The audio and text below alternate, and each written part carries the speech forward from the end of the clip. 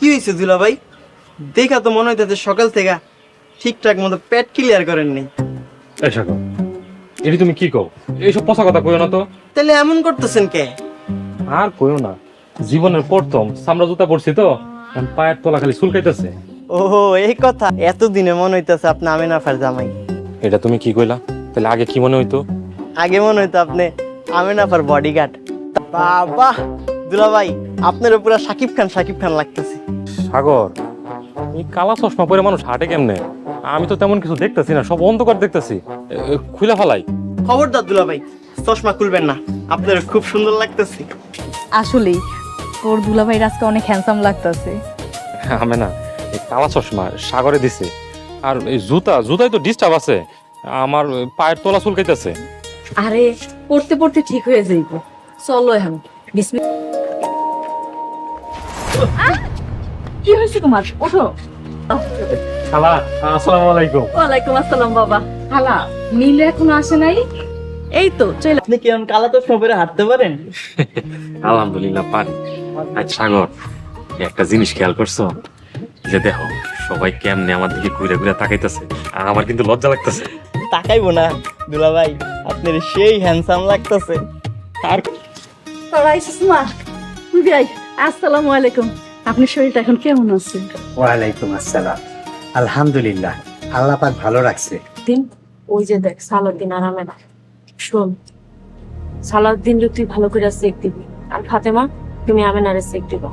খবরদার ওরা যেন কোনোভাবেই তোর আব্বার ধারে কাছে না যেতে পারে।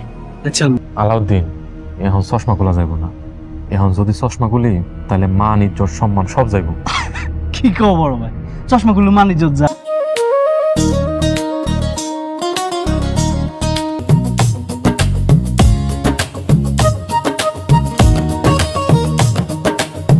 Ladies and gentleman, attention please. সবাই শুনেন, আপনারা কি নাচ দেখতে চান?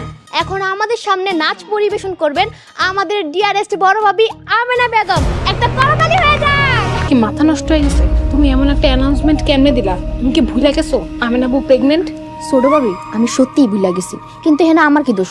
বড় ভাবি নাচতে চাইছে তাই তো আমি করছি। রাফিয়া, এটা তুমি কি করলা?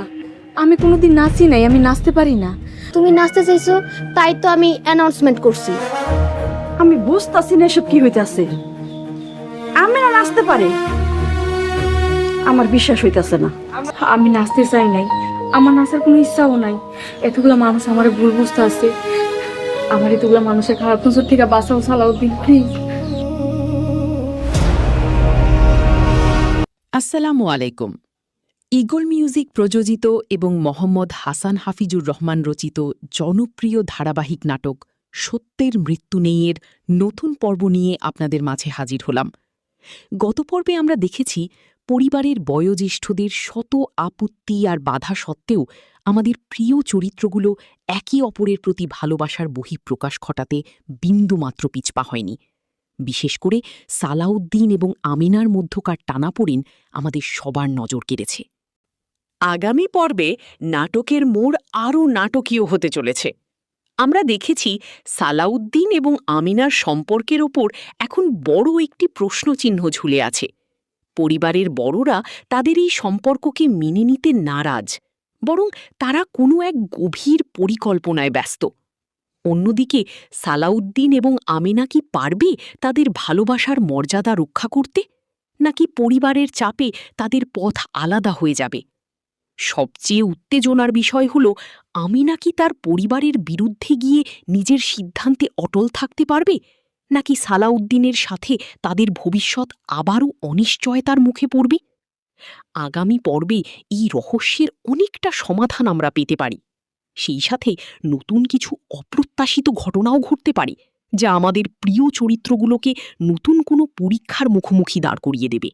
আপনারা এই নাটকের পরবর্তী এবং উত্তেজনাময় পর্বটি দেখতে পাবেন আগামী মঙ্গলবার 12 মে দুপুর 3টায়। ঠিক দুপুর 3টায় আমাদের ইউটিউব চ্যানেলে চোখ রাখুন।